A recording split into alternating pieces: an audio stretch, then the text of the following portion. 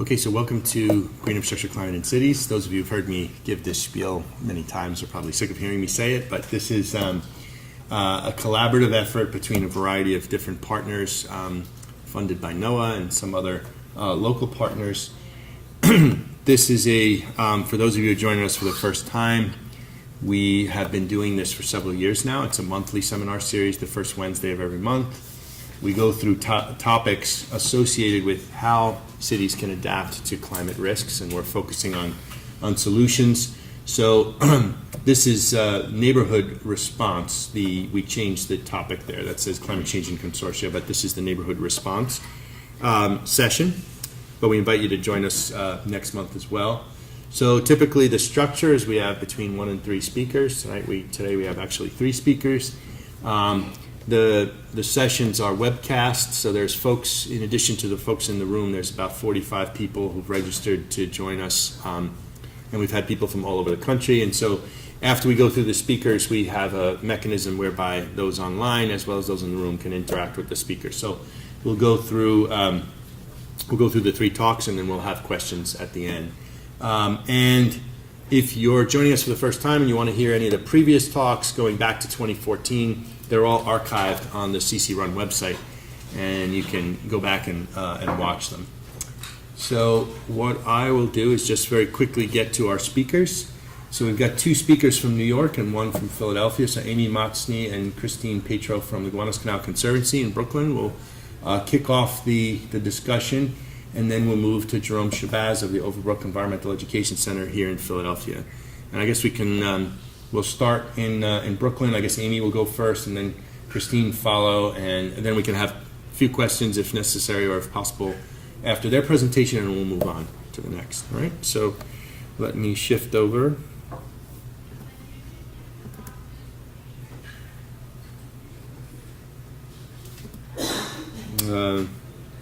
How do I shift over? Like that? Okay. So I think Christine and Amy have to start sharing. Is that how that works next? So it looks like we're sharing right now, but... Okay. Yeah, we see Gowanus Canal Conservancy. We're all set. Okay, you see the slides? Okay, great. Yep. Great. You guys are up. All right, cool. Well, hello, everybody. Thank you for being here today. I'm Amy Motsney, and I'm the Watershed Manager at Gowanus Canal Conservancy. And I'm Christine Petro, and I'm the Education Director here at GCC. So we're going to give a presentation that gives an overview of what we do at GCC and sort of some of our ongoing current initiatives, and then we'll bridge into the curriculum focus part of the presentation that Christine will be delivering. So I was just going to tell you a little bit about the Gowanus Canal Conservancy. We are the community-based environmental steward for the Gowanus Canal and Watershed. And our work includes building a vibrant open space network in the area around the canal, and also engaging the larger community in building a cleaner and more accessible environment. Our education work focuses on the entire watershed, which is the drainage area from Park Slope to Carroll Gardens, all the way up to Atlantic Avenue, contributing to combined sewage overflow in the canal. On the ground, we build gardens and green infrastructure while caring for these spaces with volunteers and a growing maintenance team. In 2017, these are just some of the highlights. We engaged about 1,300 volunteers in open space stewardship. We launched the Gowanus Lowlands, which I'll be talking about today. We engaged about 600 K-12 students in place-based learning. We cared for and maintained a number of street trees and bioswales in the watershed.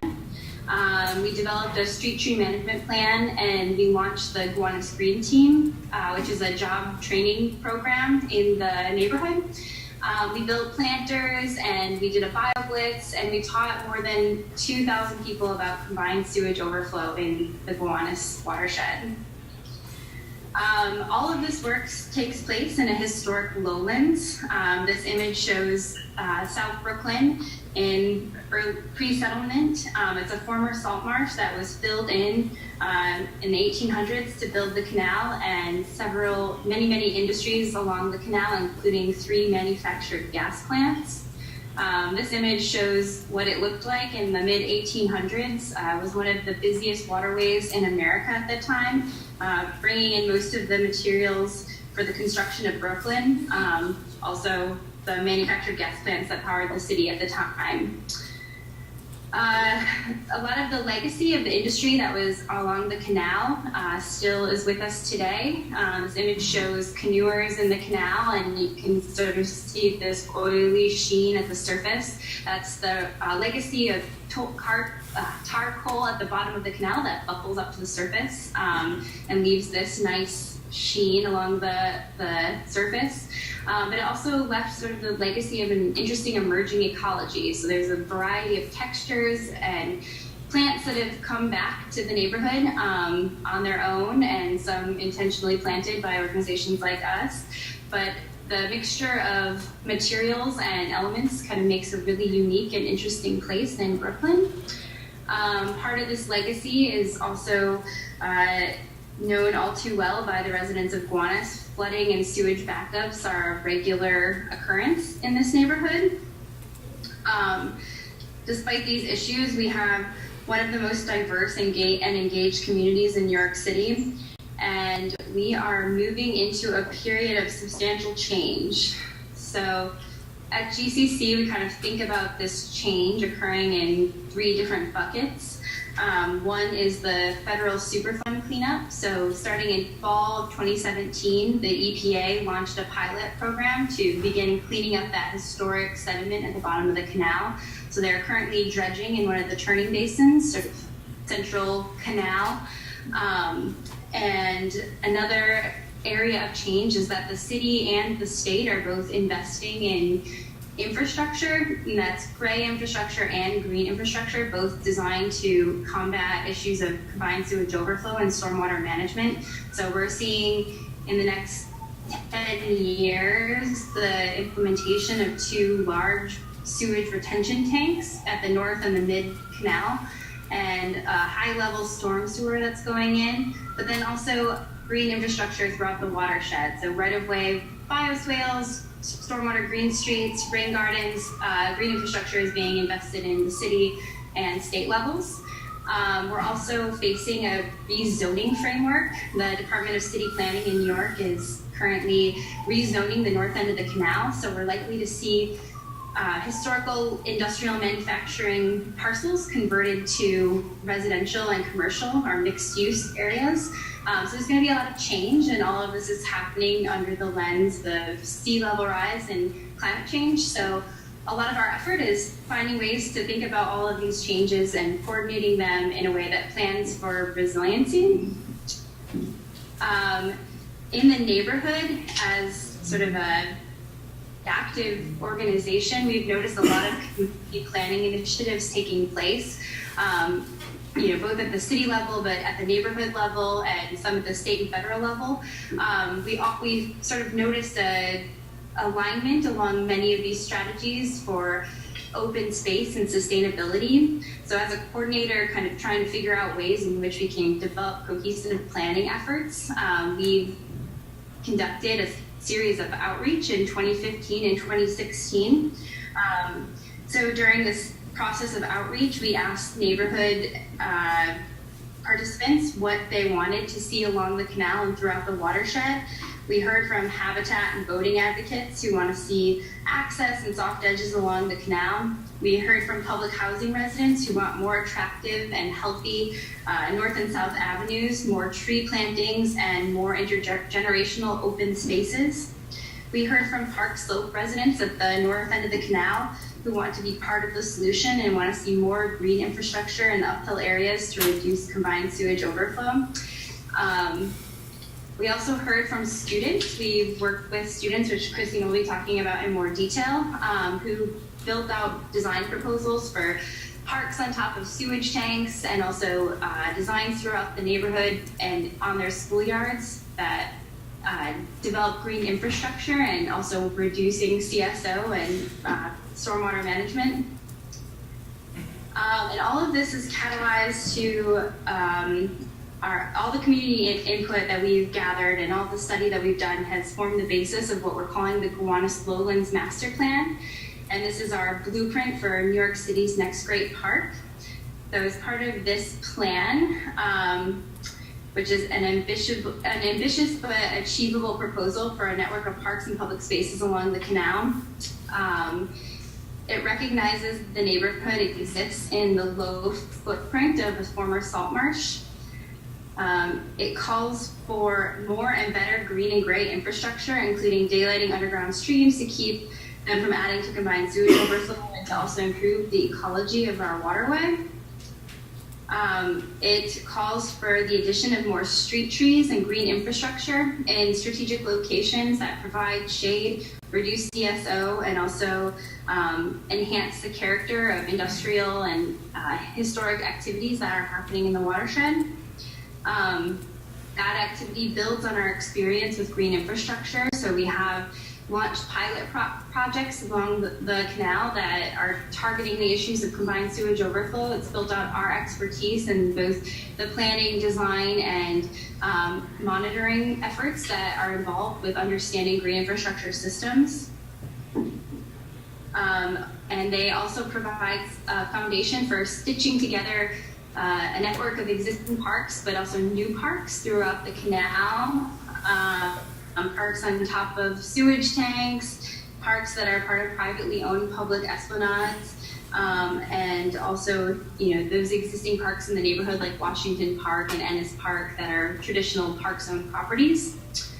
A key site in which all of these goals come together is the salt lot. So this rendering here shows that space in the canal where ecology meets industry and, more importantly, people. This is home to the Department of Sanitation-owned salt facility.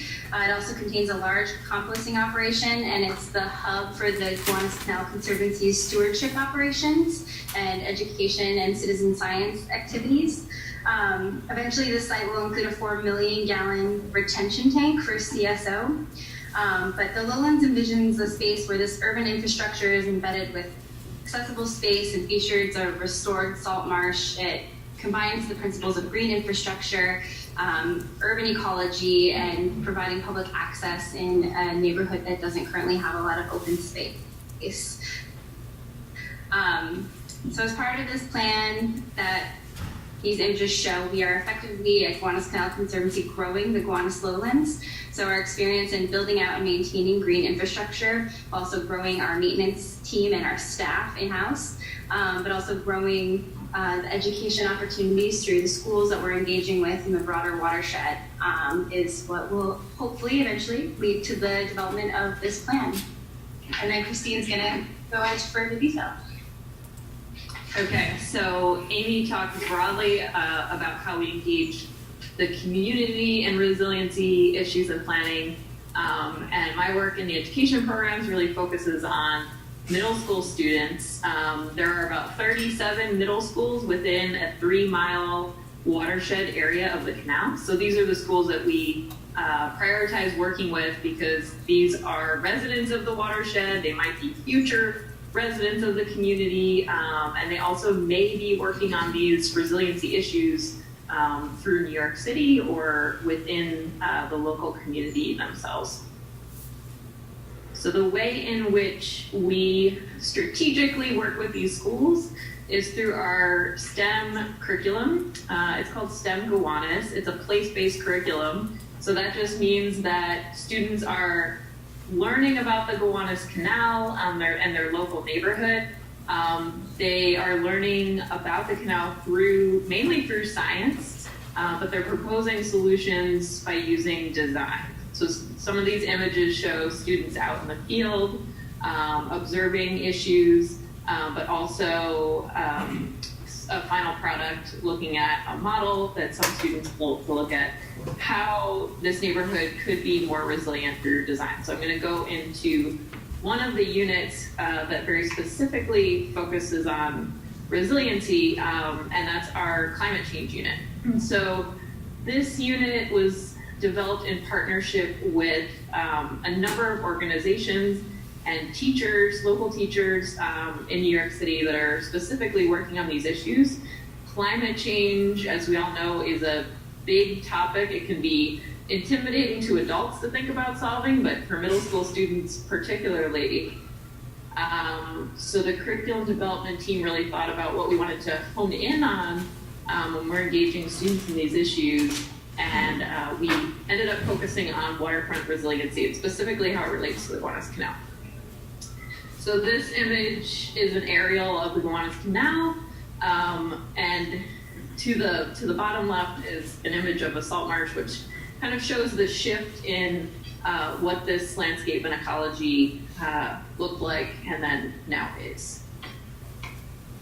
So the first thing that students experience when they're learning about these issues is to look at actual climate data that's been compiled by the New York City panel on climate change. So a lot of the statistics that scientists have put together and analyzed for major reports on climate change have been interpreted for a middle school audience. So students can actually look at this data, graph this data, and interact with it so they can better understand patterns and climate and weather from the past, and then what scientists are projecting for the future.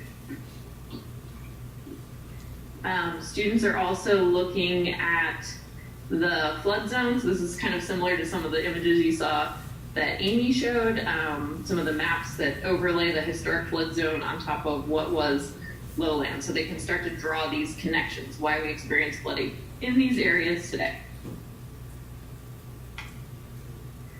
Next, students go into the field and they really start to document resiliency issues that they see. For some students, it's the first time they visit the canal, but for others, they interact with the canal every day. They might walk there to and from school. It might be a part of their daily experience. And then students go back to the classroom and they're researching adaptive designs for the waterfront. So they're looking at all different ways that New York City and other cities in the US and around the world are responding to these issues. And they're looking at specific design criteria. So whether or not their designs will reduce flooding or provide waterfront access, whether or not they'll provide ecosystem services and increase biodiversity. So they're really looking at a spectrum of factors in their designs.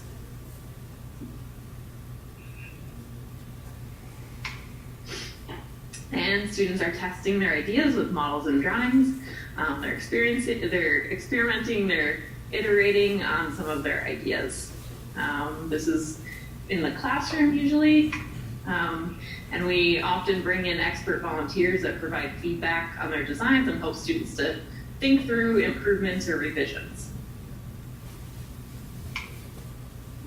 And finally, when students' designs have been translated into models, they go out and present these designs to the public and planning professionals. So these are students that were at a meeting with the EPA, and on the right is the lead engineer for the Gowanus Superfund project, and they're talking with him about Thomas Green Park and what to do about the sewage tank that might be going underneath the park and how there's opportunity there to build park space on top of that.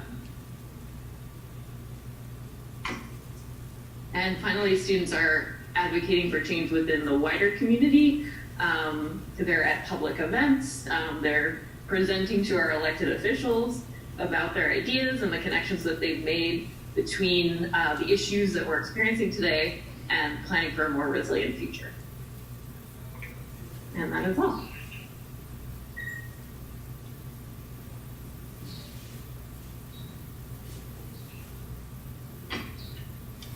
So that concludes our presentation. I don't know if there's any questions or comments. Thanks, Amy and Christine. Let's open it up for questions if you have any in the room or online. Are there any questions online? I actually had one, and I'm sure this is going to come up later too. But so you're providing. You're a community-based organization that's providing education and to some extent it seems like urban planning and design support for this portion of the city. And I'm just wondering what your experience has been in doing this. Is it, and of course I have some history with Gowanus Canal Conservancy back from its founding, but lately, do you find yourself getting more formal relationship with the city for providing this sort of resilient service? You know, is this education activities that you're doing with the schools, is it part of the Department of Education? Are they actually paying you to kind of come in and do this? Or is it kind of voluntary and in parallel with other municipal efforts for promoting resilience? So like, it's kind of a question about the role of organizations like yours in doing this important work, whether it's being recognized by the city. Amy, do you want to take the city planning and then I'll talk about education? Sure. So I think, you know, one of the agencies that we work really closely with, especially given all the change that's happening in this area right now, is the Department of City Planning. So as part of the rezoning framework that's proposed for Gowanus, we've been meeting with the Department of City Planning regularly. The one opportunity that we have to really stitch the zoning together as part of this, you know, cohesive vision for public space is through the waterfront access plan.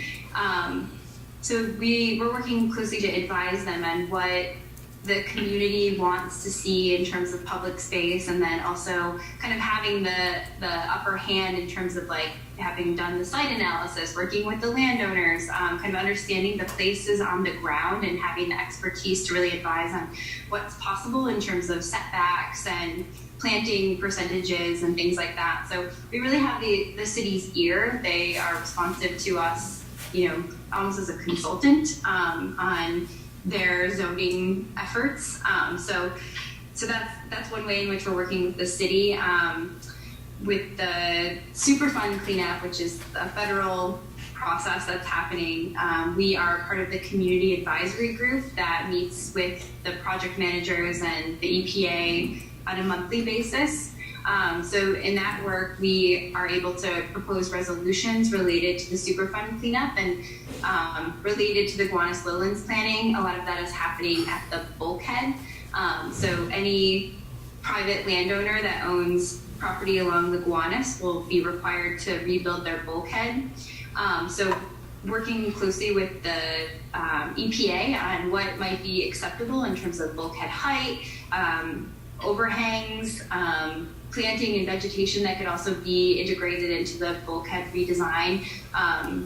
We have that agency through both the community advisory group and sort of just having those connections established. So we end up kind of becoming a consultant, I guess, through both federal, state, and city agencies that are doing work and kind of catalyzing this change that's happening in the watershed.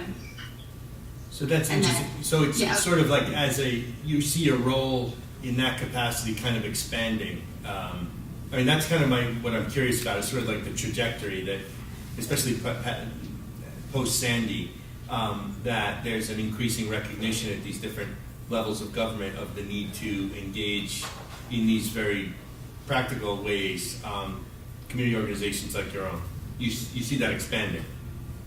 I think so. Yeah, I think that the city agencies are reliant on us to sort of be the experts on the ground, and Gowanus Canal Conservancy, I think we're unique in this neighborhood because we really do sort of work as like a coordinator. We're involved with all of the other community organizations, like everything from Arts Gowanus to, you know, other environmental groups that are in the neighborhood. We're kind of in the middle of a lot of different work initiatives that are happening. So I think a lot of other organizations look to us as kind of like that source coordinator, which often makes us a voice for the city agency coordination as well. And yeah, I think that work is expanding, and with all of the changing, the buckets of change that we kind of outlined in this presentation, we're constantly being pulled into those conversations. The city's like relying on our input and feedback to advise on what's happening on the ground. And then the way that plays out in our work with schools, in our curriculum, when we're developing a new unit for our curriculum, we're working directly with teachers. They're advising on that content of the curriculum. They're advising on ways in which to connect it to science standards, like the next generation science standards that they're required to connect to within their own curriculum. So we're working not so much at the agency level to develop and coordinate curriculum, but really with the teachers that are teaching it. And in some cases, we work directly with the New York City Department of Education. There's some programs and special initiatives that we're invited to take part in. So this fall, for the first time, we were asked to be a partner organization in a citizen science program for middle school students. So we were one of 4 organizations across the city that students visited on these citizen science focused trips. And so students had a mission to collect water quality data to find out the source of pollution in the Gowanus Canal. And in that way, we work very closely with the Department of Education on developing that program, providing professional development with teachers, and arranging these field trips for students. So I would say we work in both ways with the city agency, but then we really focus a lot of work with local teachers because they're the ones that have the potential for the biggest amount of impact in working with students. Yeah, helpful.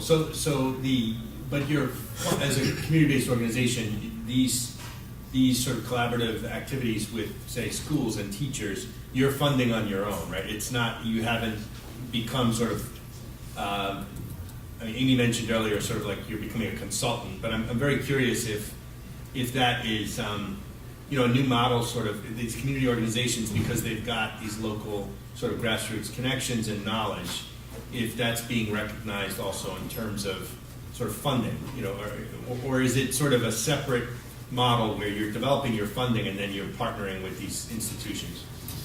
I would say, well, our funding, funding for education programs comes from a variety of sources. So in some cases, yes, that is the local, the New York City Department of Education, or it might be New York State Department of Environmental Conservation. So we get government funding to support, but also private corporate funding, foundations. Our programs are almost never funded by one source, but we really try to have a diverse portfolio of funders for programs. But in most cases, in terms of what order that happens, we are developing our programs and priorities within the local community, and then we create proposals for that and submit those for funding.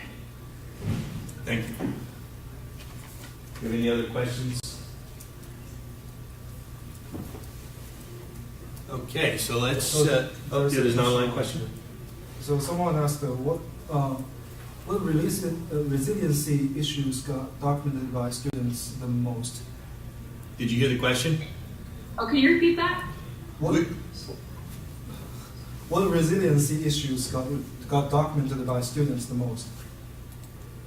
I would say that, students, when they first learn about the issue of combined sewage overflow in the canal, that is the thing that hooks them. It's the thing that immediately concerns them.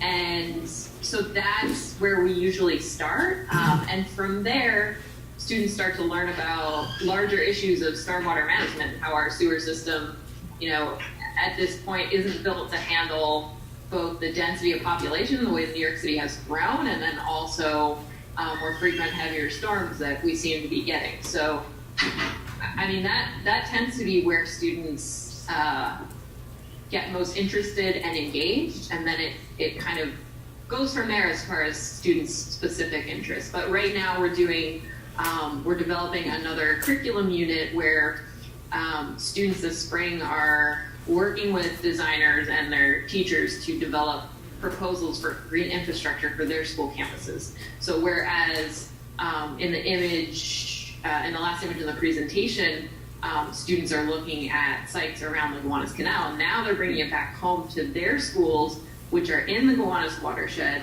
and they're looking for ways to make their buildings and and school sites a more resilient like part of that watershed area. And they're getting very, we're hearing from the teachers that students are very excited to start creating these visions for their own school campus. Any other one online? Okay, thanks. So, Amy and Christine, if you can, we'd love to have you stay on. I'm going to shift this screen over to, if I can figure this out, to the local computer. Okay, should we stop our share? Do they have to stop their share? Let's see. I'm going to share. Can you see that? No, you didn't No, share your screen. I'll stop sharing. I'll just hit that button. So I have to click share. Yeah, you need to quit this and then go to Zoom, share your screen. Open button.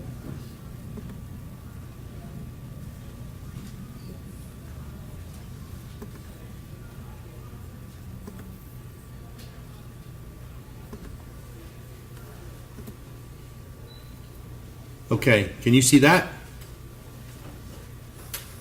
Yep, we can see it. Okay, great. So our next speaker is Jerome Shabazz from Overbrook Environmental Center. So, Jerome, the floor is yours. Thanks.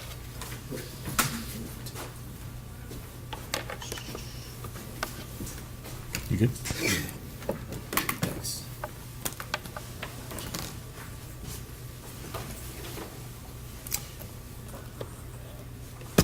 Welcome, everyone. Thank you for the opportunity to present to you today about the Overbrook Environmental Education Center. I'm Jerome Shabazz. I'm the executive director and one of the founders of the Overbrook Center. The Overbrook Environmental Education Center was developed in 2002 as a byproduct of a nonprofit organization called Jazz Tech Development Services, Inc. Jazz Tech is an acronym for Juveniles Active in Science and Technology, and we were developed in 1998 for the purposes of creating an urban-based environmental center that's actually a direct response to the needs of the community. Often we found that community stakeholders did not and do not have a voice in how their communities are developed, how their infrastructure functions, and more importantly, the impact that it has on their lives and their community. And the Overbrook Center is designed to be a direct response to that.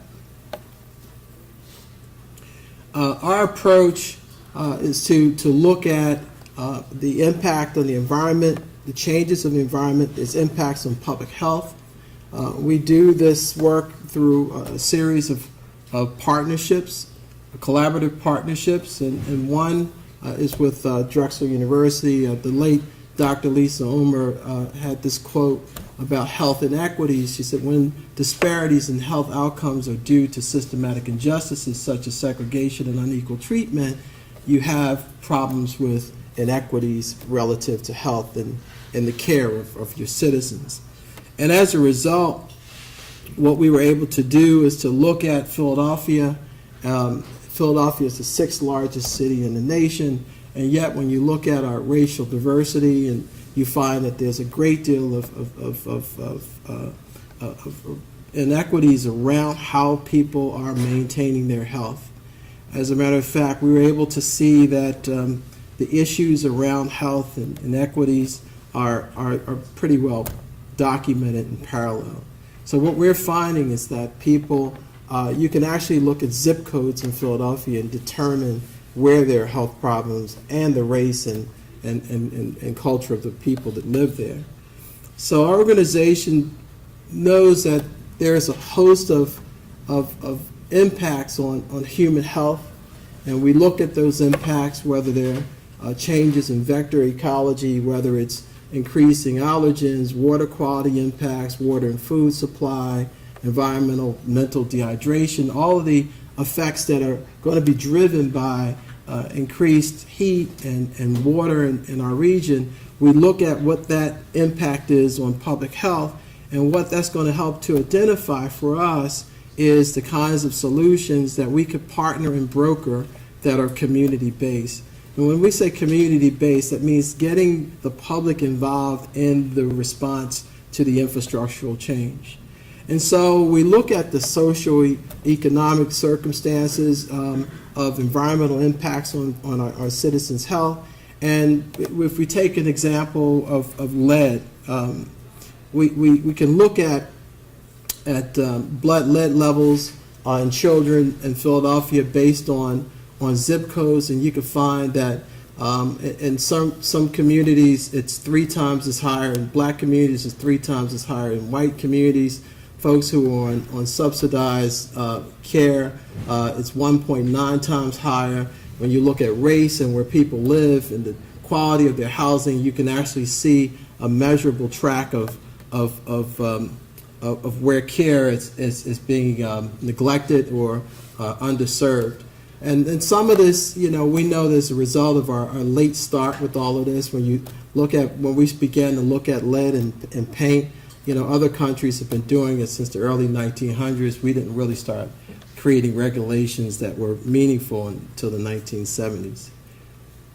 So, and this is a smaller chart that talks about, and I love the way the Philadelphia Department of Health put this chart together, because it actually, it's a little small here, but it parallels elevated blood lead levels in children and poverty. And what you begin to see, if you were able to look at it a little closer, and we could probably talk about this a little more, is that there's a direct connection to the older houses, poverty, and where you're seeing these elevated blood lead levels. So we try to look at some of the baseline information around health, because when we talk about the climate change and the climate impacts, our organization is very people-centric. So we look at what's happening to people, what's impacting people, what's influencing their lives. So we start to look at information that's readily available from the Department of Public Health here in the city of Philadelphia, and we start seeing these trends around mortality and race. We start making comparisons to ethnicity and what's happening in Philadelphia versus other cities, to create this sort of baseline of information that enables us to target a solution, not just around the condition that's being diagnosed, but also looking at the condition of the people that we're trying to serve. And that's when we go back into this whole idea of architecture, this social architecture. How do you best serve? How do you best communicate with? How do you best relate to the communities that you have to serve? So we look at what we call vulnerable groups in Philadelphia, and when you start to look at the epidemiology of the communities, you begin to see that African Americans have these high rates of premature death, and for different groups, for different reasons. We start looking at Latinic populations, which are Hispanic populations, which have very similar issues. We're able to look at the geographic patterns at health in Philadelphia. So we can see what's happening in North Philadelphia, what's happening in the river wards, what are the drivers in terms of public health. And so we look at some of the major causes, and we can actually track all this down and drive all this down and turn into a very salient strategy for approach. But again, we're not really looking at so much the health conditions, which are well documented. We want to talk about our approach. And our approach for dealing with urban communities around climate adaptation, around resiliency, required a whole new model of going at this. And we had to look at behavioral changes in a very specific way. How do you influence the way people think? How do you influence the way people feel? How do you influence the habits that they have? We know that in past generations, we measured and monitored pollution and pollution impacts through permitting. We looked at most of the influence on our pollution and the influences of pollution through permitting systems, because it was industry that was driving it.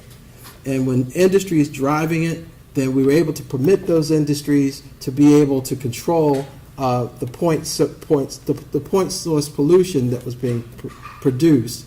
Now we have individuals who can purchase materials and get resources from all over the place through Amazon, just order it up to their houses, use part of the material and discard the rest. Now we know that we have to change attitudes about what you do with your waste, thinking about the accumulative effects of the things that you buy, purchase, use in your homes, to get a new type of thinking around readiness as it relates to being resilient to climate change. So we look at some of these evidence-based strategies and major risk factors. Again, we point out the heavy areas of influence. And what we decided to do, which was very significant for our organization, it was to take a very specific swath of Philadelphia and West Philadelphia in particular, zip codes 19131, 39, and 51, and to begin to target that area in terms of demonstrating ways to get the public involved in some of our greening strategies. And hence the Overbrook Environmental Education Center project was one of those strategies. What we were able to do was to identify a site as a result of academic programming at the Overbrook High School in West Philadelphia. Overbrook High School in 2001 had an environmental service learning community program, and our students at the time were not grasping the concepts of stormwater management. And one of the teachers asked us to get involved in the school's program to help the students understand concepts of stormwater overflow, stormwater runoff, our sanitary management systems, our stormwater management systems. These are civic responsibilities that the school district wanted students to be engaged in. So our thinking was to create a project-based learning opportunity where students engage in programs around their neighborhoods that help them better understand how the stormwater systems function. So the first part of that was to get students involved in what was happening in terms of the current gray infrastructure. What was the current system for producing and processing potable water for consumption? And what was the current process for managing our wastewater? We want our students to get to understand it, so we took them on field trips with the Philadelphia Water Department. We got them involved in our existing systems. They became excited about the whole process of the infrastructure, what it took to keep their water clean, how invaluable it is, and how essential it is for people to be hydrated and to have water. And as a result, we found that that particular experience had to be replicated. And such, we were able to write a grant, and the grant was a Growing Greener grant from the state of Pennsylvania that enabled us to formalize this experience with Overbrook High School, and that formalized approach became the Overbrook Environmental Education Center project. We found that it was exciting to students to understand how their community functioned, how the ecosystems worked within their neighborhoods, and more importantly, the historical use of land. And as such, we were able to begin to point out, to point out how land was being used. This is Lancaster Avenue in early 1900s, and this is a site where we actually have our environmental center. This was the Rowley's Quarry, and by showing students how that site was developed and what was happening on that site, it was really interesting in terms of stoking their curiosity. We also were able to show them further down the line how the community was developed, what it was built on top of. So the roadway, Route 30 or Lancaster Avenue, was built on top of, in many cases, this quarry, and it helps them to understand why our water systems work the way they do, how they flow, and the hydrology systems associated with it. We acquired a site to demonstrate to our students what the civic responsibility looked like, what it looked like to manage not only water, stormwater, but how do you manage the quality of how land is being used, your relationship to land. One of the common responses that we're getting from our young people is, why is it so much trash in Philadelphia? Why do we see so much trash in the stormwater catch basins? You're telling us that these catch basins are essential for keeping the stormwater system flowing. Why is there so much trash in it? And we said, well, we need to explain to you not just the need to collect the trash, but the process for how you can properly dispose of it when you do collect it. So we acquired a site, an acre site in Lancaster Avenue at 6130 to 6150 Lancaster, and the idea was to take this site and turn it into a demonstration project where the young people can see what it would take to do an extensive cleanup, to repurpose it, and to turn it into a system where we can collect stormwater on site, grow native fauna, and to begin to repurpose it as a viable community asset. What we were able to discover, what we discovered, however, is that part of this site had a level of contamination where it was designated as a brownfield site. And that created a whole new level of consideration, a whole new level of engineering, and a whole new level of planning. We're here talking about urban-based approach to greening and stormwater infrastructure. Part of the site was a wine and spirit facility on Lancaster Avenue. There was 40 tons of trash inside of the buildings. There were old cars. There was a lot of equipment that had potential hazardous chemicals inside of them, PCBs, and there was a lot of lead. The building on the site was run by the Philadelphia Building Supply Company, and the Philadelphia Building Supply Company left all of its old materials. They left chemicals, they left pesticides and herbicides, and it was a very extensive process to clean up and clear out the facility. But in so doing, we were very careful to make sure that not only was our students involved in this process in terms of understanding what was required, but making sure that the neighbors were involved too. So again, on the site there was arsenic, lead, petroleum, trash, a whole lot of runoff problems. And so we really had to rethink all of this.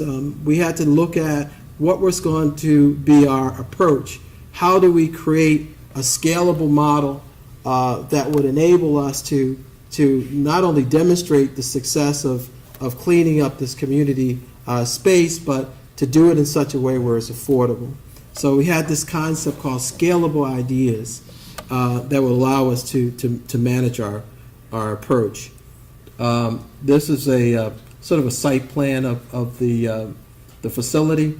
In the center, there were 3 buildings on the site. It was open space, and we really liked the idea that we had open space because we were working with the Philadelphia Water Department. They were beginning to think about their Clean City, Green Water initiatives, and we were able to demonstrate what it would look like to collect our stormwater off-site.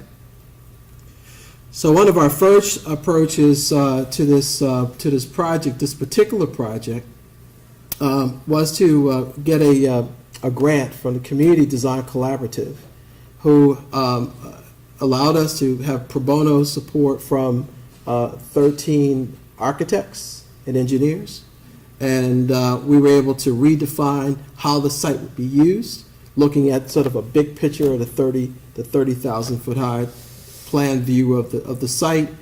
So we had significant tree growth in the back that we wanted to consider as our woodland area.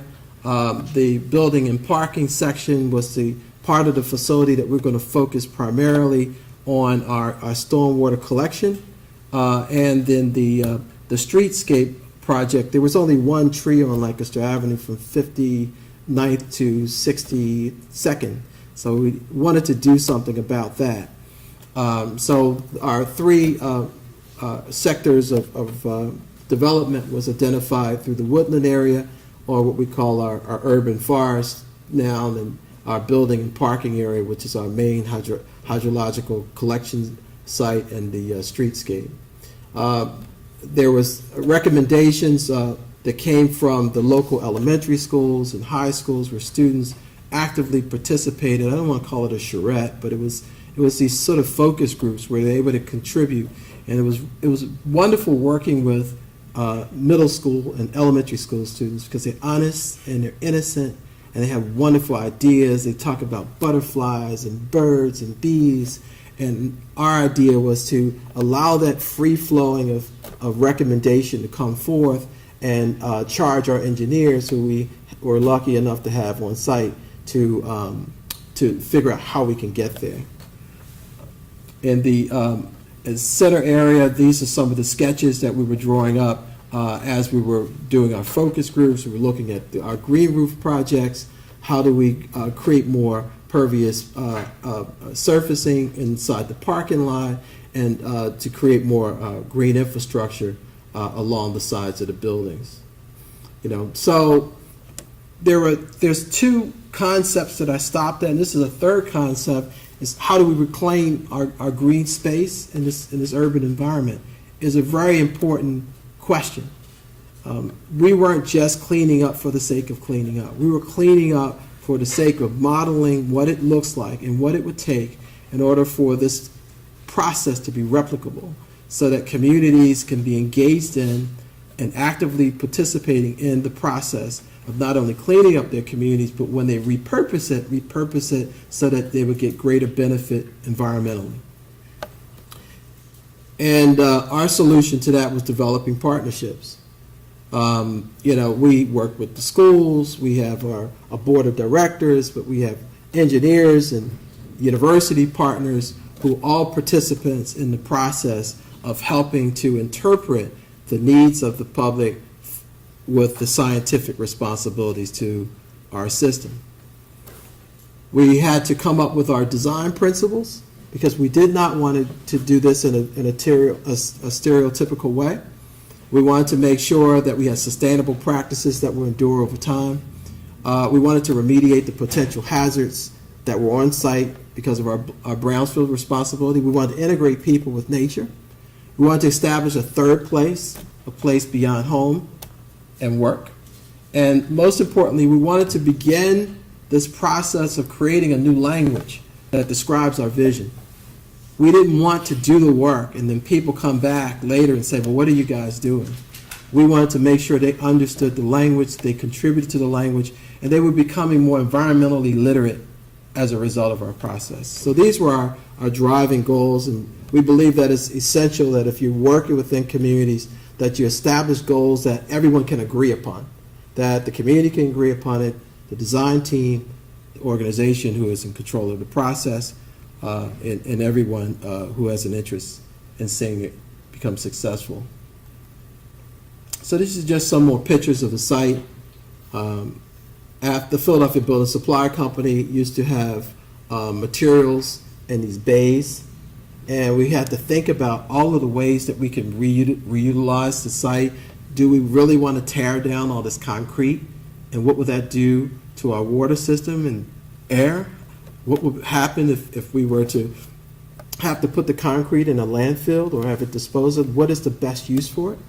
And so our thinking was to repurpose those, as much of the site as we possibly could. Our initial concept was to create what we call biolabs, outdoor classrooms in each one of those sectors. And that's a process that we were able to utilize to identify how we were going to best manage those spaces. And again, we have architects, S&P Architects and Vividian and other engineering firms, Turner Construction. Once we began to start the process, it was amazing how not everyone was doing the work pro bono, but it was amazing how people wanted to be a part of this process because of its social value. And when we talk about urban communities where you're not necessarily building a commercial enterprise that has the kind of return on its investment that's readily identified, you have the responsibility, or I recommend that you take on the responsibility of identifying the environmental and social values in such a way where it has an equivalent.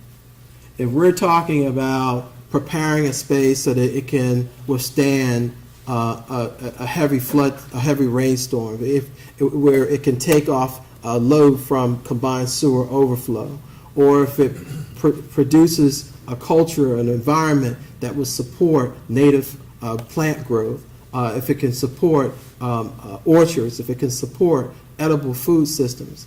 If you're creating that kind of new infrastructure, what I like to call the new normal for design, then you have to be able to find a way to monetize that value so that it doesn't appear as if it's just a repository until some other better design can come. So we've had hundreds of folks on our site from a technical, educational, as well as a community engagement perspective. What we were able to do with our design was to create a plan that will allow us to collect the first inch of rain, about 30,000 gallons of water every time we have a major rain event. So what you see there are some of the underground bioretention systems that were being developed. And we did a lot of very creative engineering. This, again, you can remember that this site was the Raleigh's quarry, so there's a lot of rock from the quarry. We were able to grind some of that rock and create a stabilized aggregate for the walkways so that we didn't have to bring in additional concrete. We were able to repurpose some of the material that was actually on site, and it did a wonderful job in terms of helping to create additional pervious surfaces for our stormwater collection. And so what we ended up with was some really good best management practices on our site. Our stormwater management system works. We collect our stormwater currently on site. We have our credits from the Philadelphia Water Department. We're growing, the Philadelphia Orchard Project grows orchards. We have peach trees and plums and strawberries and apple trees on site. We also have a high tunnel farm that's being run in conjunction with Penn State Extension and Master Gardeners. We were able to remediate the Brownsfield successfully, but more importantly, we were able to create this third place, this place where people now come for entertainment, education, and other kinds of resources that educates them on the values of environment. So this is more of the engineered site where you see the retention basins in the back and how we have these new slopes and hydrological systems in place. We have pervious asphalt, pervious pavers, we have flow-through planters, we have green roof, all designed to collect our stormwater on site. And those are older pictures because in that swell, now we have orchards and trees and a lot of plants, but you wouldn't get a chance to see the swell if I showed you the trees. So a lot of wonderful growth and development on the site. The other thing that we like to promote when we talk about our project is the opportunities that it creates to engage people in the work. This was a project where we were working with Penn State University to build our greenhouse, and because the site was a concave shape, it sort of blocked some of the sun exposure. We wouldn't get the delta temperature rise that we wanted in a passive greenhouse, so we had to lift it up.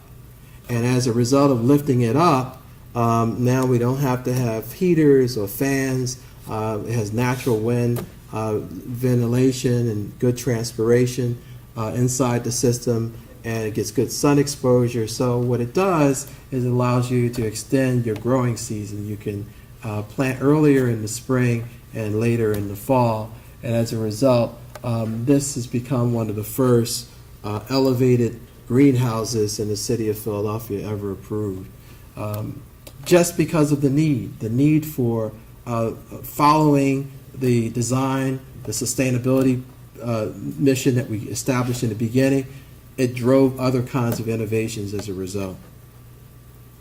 And so you can see this is the beginning of the the orchard plantings and other creative ideas that have grown out of this process where once you start seeing innovation and people get involved and they feel connected, then they feel inspired. So they want to do other things. They want to paint murals and paint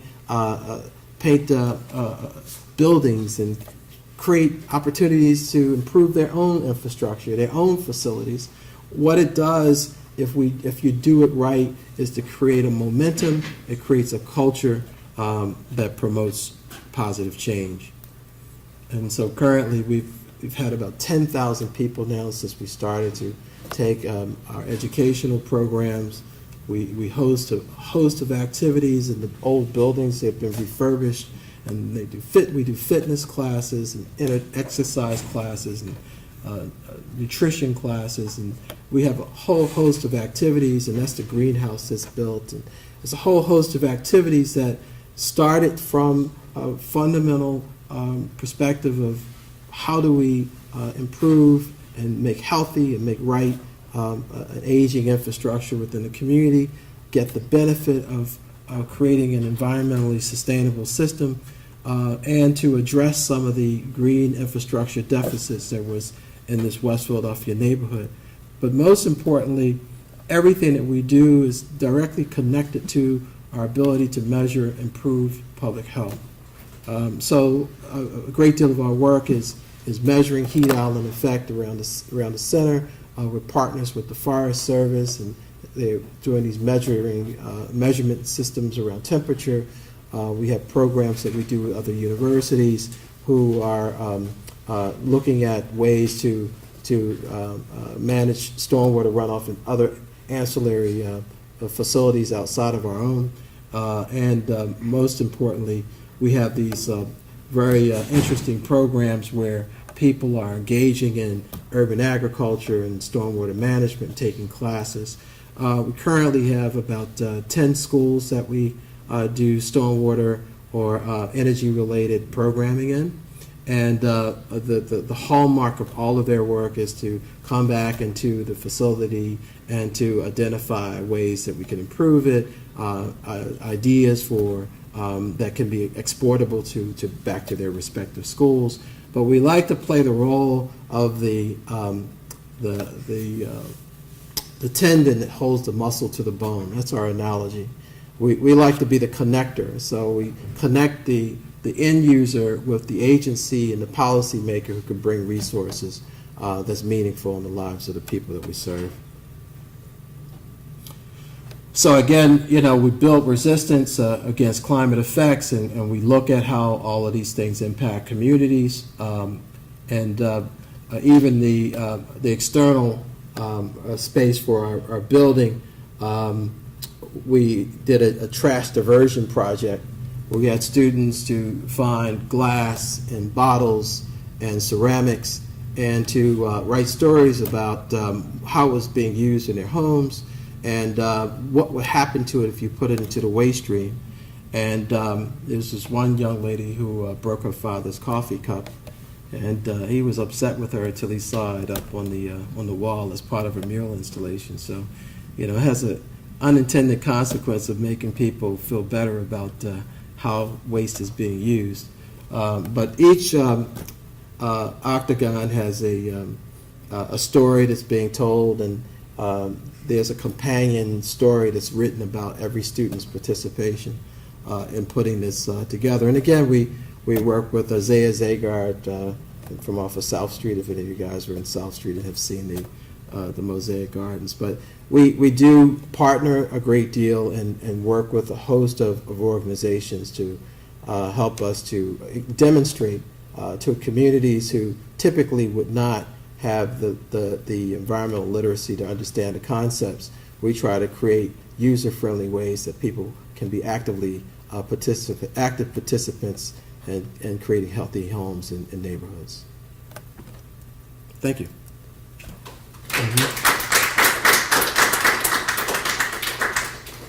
We'll take some questions.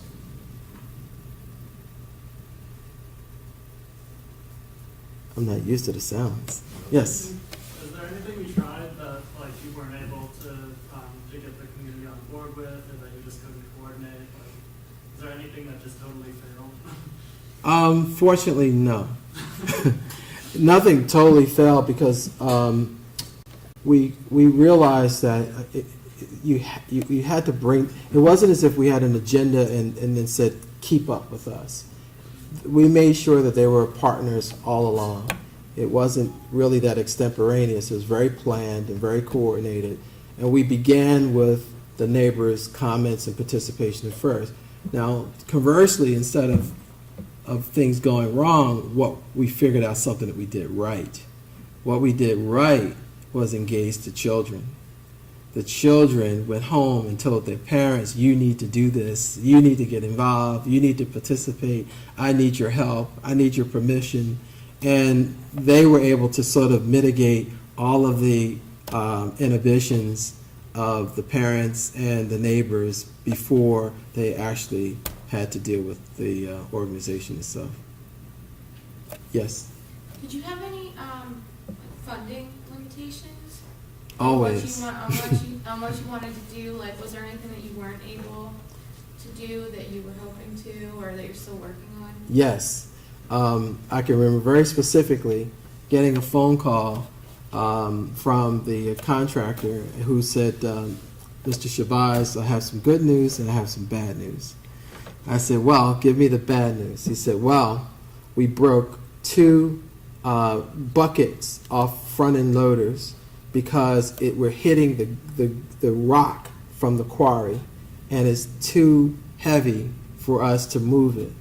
And the subcontractor will not do this anymore because they don't want to break another bucket on their front-end loader.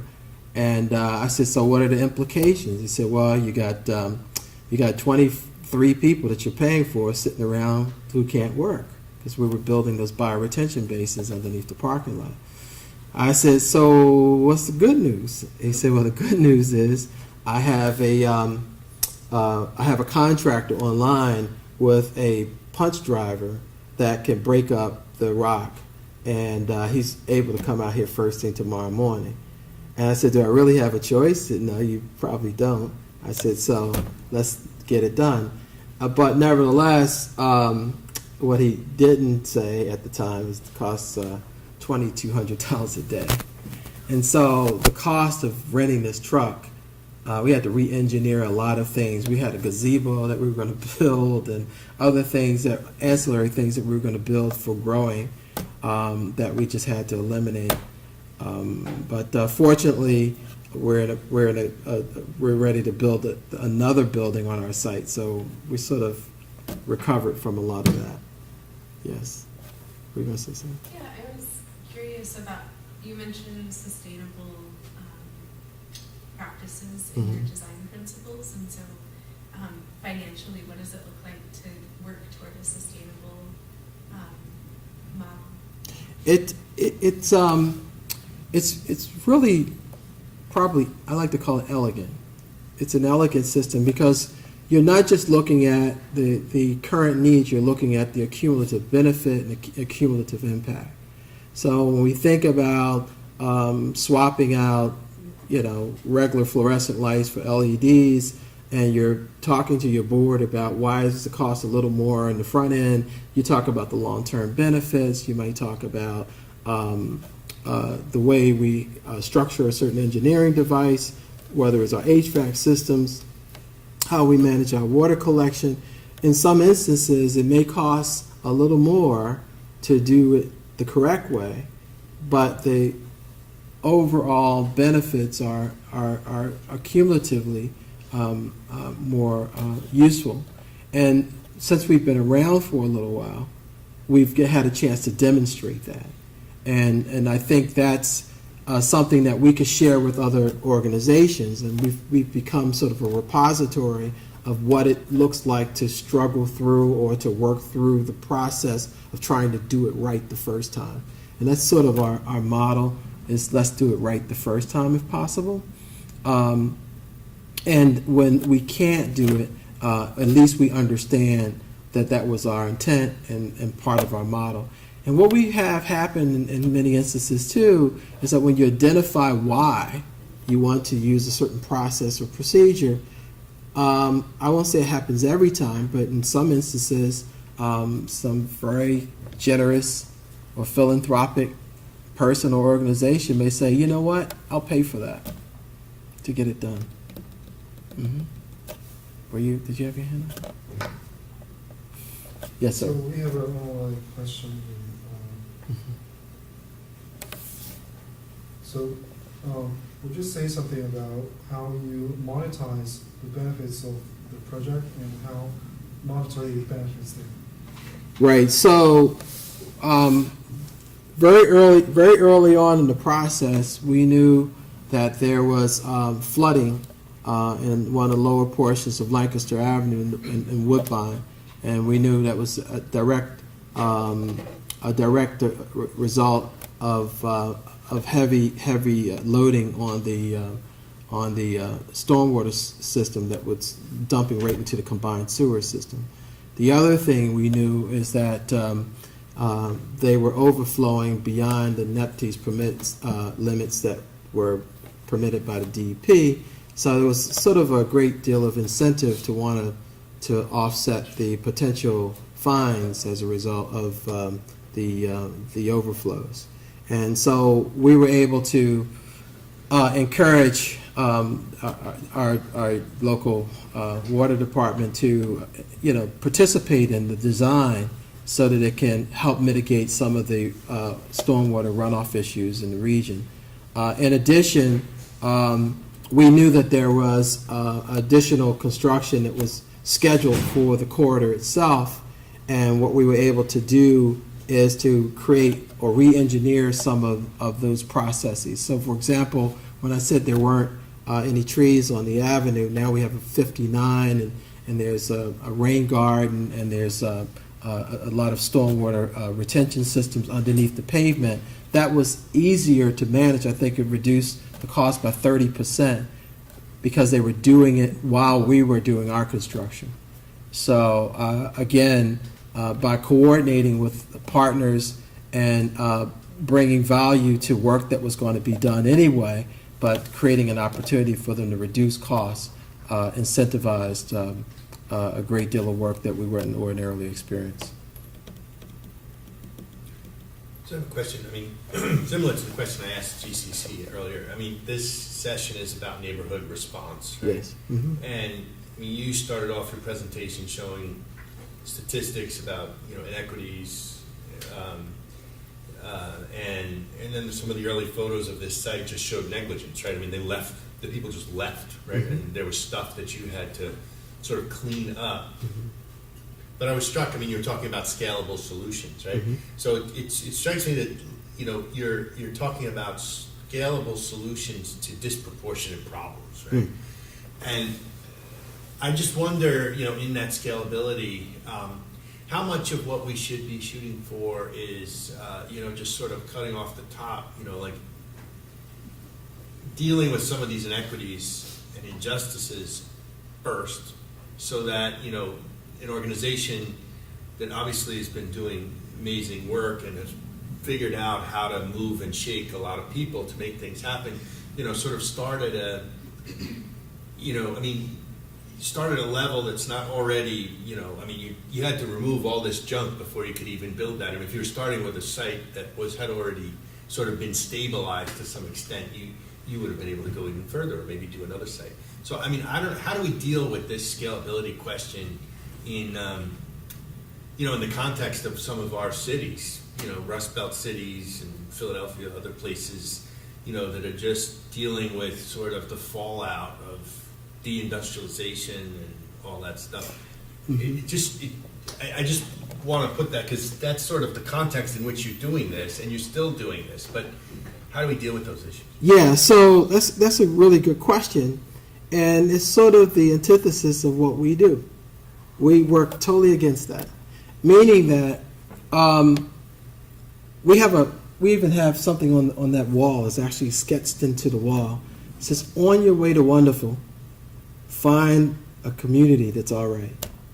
And so we're not waiting for the silver bullet, the grand plan, the great developer to mitigate all of the issues at one given time.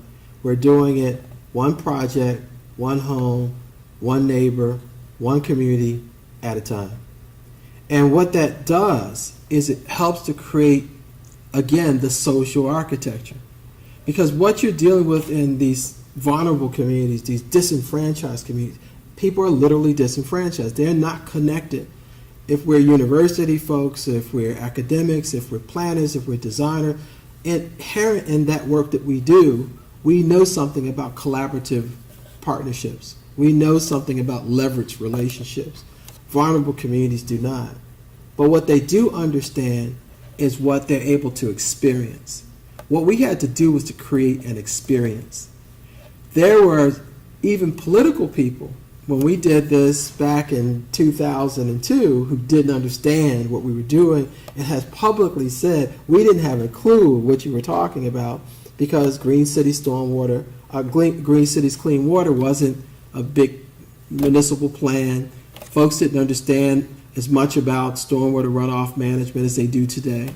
And so we had to make sure that we understood that it was part of our strategy to demonstrate what the values are in a micro sense, but its ability should be connective in such a way where it has an accumulative exponential value.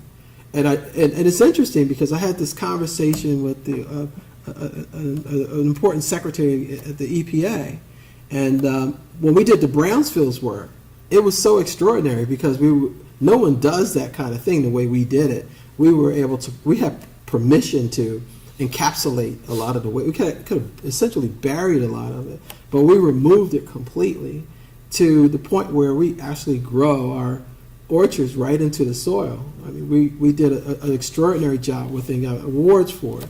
But people wanted to see what this was all about, and they said, well, how do we scale you up? And I said, why do we have to be scaled up? And they said, well, because we want to do this around the country. We don't just want to do it in one location. We want to support a national movement like this. I said, I sort of pushed back on that idea because there's so much more than the idea that's necessary to make this happen. It's not just about having ideas and good engineering. It's about having a willful participating community. It would not have happened without that willful participating community. And so that is equally important when you're trying to get folks involved. And you have to do it in small, incremental steps. You have to show people that it matters.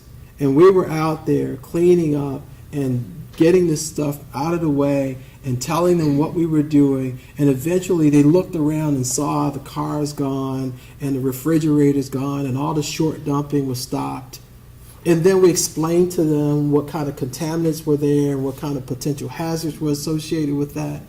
And then we went beyond that and raised money for their own homes to help them to create stormwater systems that would collect their stormwater and to rehabilitate their homes to make them healthy and to get rid of domestic toxins in their homes. And then they said, oh, you know what? My asthma is not irritated as much as it used to be. Do you realize that I don't get that rust that used to come out of my drain because we flush our lines and we changed our service line because you talked about potential lead hazards in service lines. We made the corrections and we're seeing the results. We're feeling the results, and now I'm telling other people about it. That's the exponential ambassadorship that we think is an essential part particularly when you're talking about these vulnerable communities. If you are talking about Rittenhouse Square, you're talking about Chestnut Hill, you might be able to just sit down with the planner and everyone works everything out and get it done. And it's a whole different dynamic than when you're in a community where folks have other priorities. Well, we always talk about these health impacts because we want to remind people that the 25% of our citizens won't eat unless they were getting food subsidy of some type. We want to remind people that there's this low level of literacy and economic stability. We have to remind people of that because that awareness has to be part of your consciousness when you go into a neighborhood to engage people around these issues. When you think of a priority from 1 to 10, stormwater overflow might be number 20 if you don't have food on the table. So it sounds like, what you're saying is the scalability is the process, and the process can't be sort of implemented at a higher level. An EPA couldn't come into the community and sort of instigate the type of change that the community has instigated through you. So that the scalability is sort of in the way the grassroots process is happening. Is what I'm understanding. Yeah, yes, I think the scalability, and I wrote an article for the EPA after that happened, it's called Scalable Ideas. And so the scalable ideas, one, it's two parts to scalable ideas. Part one of scalable ideas is the same thing I told this official, is I said you have to be aware of performative utterances. And he said, well, what is performative utterances? I said, when you say a thing and it takes on a social reality. And therefore, if you're saying that we don't have the scale or the size to make a difference, then you've already endorsed the fact that we're going to fail. However, you're here because we were successful. So it's a paradox. We need more endorsement for the idea of small groups making a significant difference in the way their communities function, and to feel as though they're deputized to do so. Because when we talk about these climate impacts, a big part of that is your coordination with community.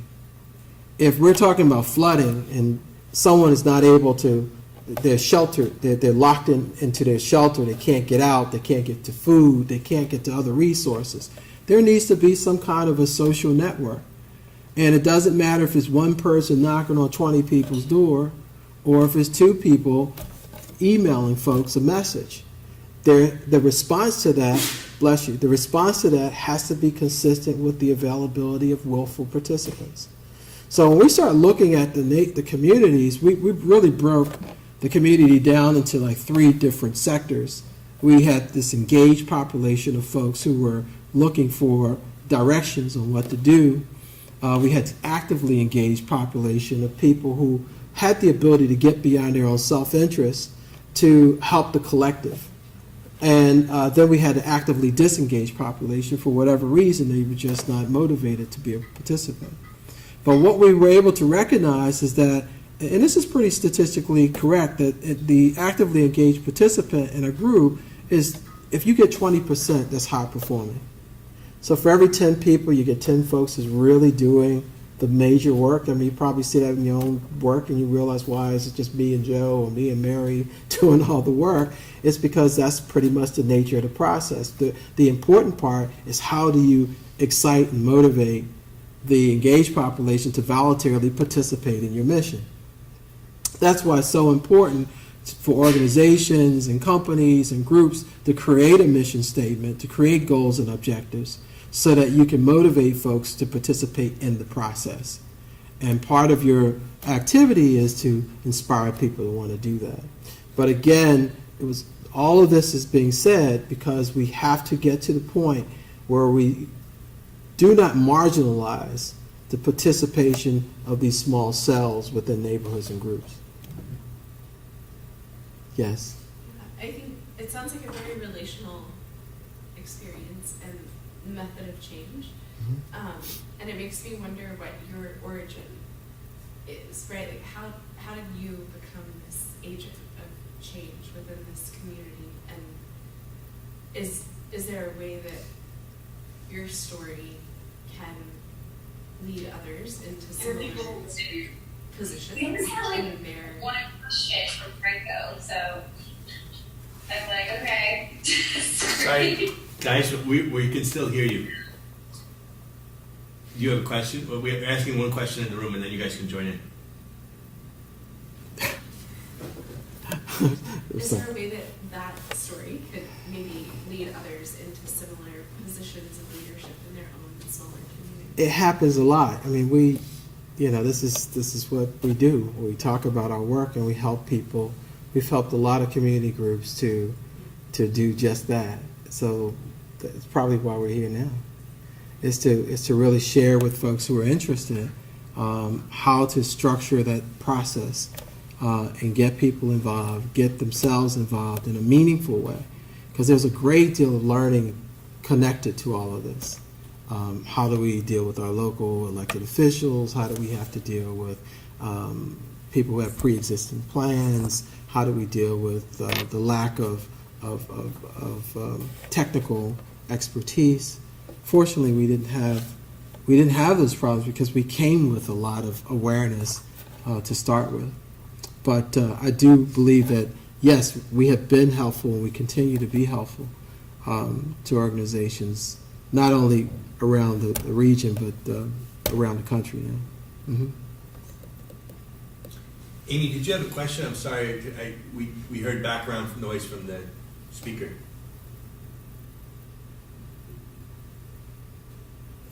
She may have muted out once they realized we heard her. I have one other question if no one else has. So it sounds like also kind of like climate, specifically climate, Mm-hmm. is almost a byproduct of your process. In other words, if you develop the social resilience that comes out of creating the networks, inspiring the 10% who will be leaders, demonstrating positive outcomes are possible here, you're building up the resilience of the community to deal with a lot of different stressors, including climate. But I'm curious if you have any specific climate change programming that you've Yes. that you've Mm-hmm. initiated. We started a program this year called Philly Green Ambassadors. And the Philly Green Ambassadors is a training that's being provided to what we call natural leaders within communities. So it could be a block captain, it could be a concerned citizen, it could be a ward leader. And those individuals can participate in a workshop where we have about 7 major areas, major competencies that you'll develop as a result of participation. But more importantly, the agencies that are participating now have a liaison to the community. And the idea is to create a sense of community around the value of your climate awareness and preparedness. And so climate adaptation and resilience for communities is a very specific topic. Dealing with Richard at the Franklin Institute. So CUSP is going to have an active role in a very specific component on climate change. And emergency preparedness sort of links into that also, because the emergency preparedness is going to address the factors that we may experience because we're getting warmer temperatures, and where are cooling stations in neighborhoods, and how do people cool down, and what should be a social protocol for looking out for people if temperatures begin to get warm, if folks started getting vector disorders or respiratory duress because we're getting excessive rain and their houses and basements are getting flooded out. We want people to understand that there is a cause and effect to the climate conditions that may be impacting on their public health. But it's important to get ahead of it in the sense that you have people discussing these issues and it becomes part of the new normal. It becomes part of a normal conversation, and you have to be creative about it because, again, what's disjointed in these conversations is that, by definition, an environmental justice community, by definition, a vulnerable community, by definition, a disenfranchised community, despite race or ethnicity, is really talking about people who are challenged with priorities that people who are not in those categories are not challenged with. And they're challenged with literacy issues that people who may not be in those conditions aren't challenged with. So we have to find a way to meet people where they are and to create an interest based on what's happening in their priority system. And I think the voluntary part of it is what's important in all of this. The best worker, the best partner is somebody who voluntarily participates in the process. If you had to bribe your mate with dinner just to get them to speak to you every night, that would be a pretty rough relationship. But if someone was willful and voluntarily participating in the work of keeping a healthy and vibrant community, then I think you get more of their recommendations, of their ideas. They even come up with brilliant creative methods of keeping communities healthy and safe. So with that said, again, it is a sort of social architecture. It is a sort of social connection that goes beyond the brick and mortar. And we talk about this before it becomes a problem, before we have the flood and before we have the heat wave. That's not the time to talk about it. It's time to talk about it is now. But what you really need is not just a solution to that environmental problem. I need to be able to talk to you. I need to know who to go to in my neighborhood who has that resource. I need to know who's connected to the city's emergency management system. And I need to know who is the one that will be that's a reliable agency within my own little community that can help me get good information about the incidents that are taking place in our environment, around our public health, around our green infrastructure.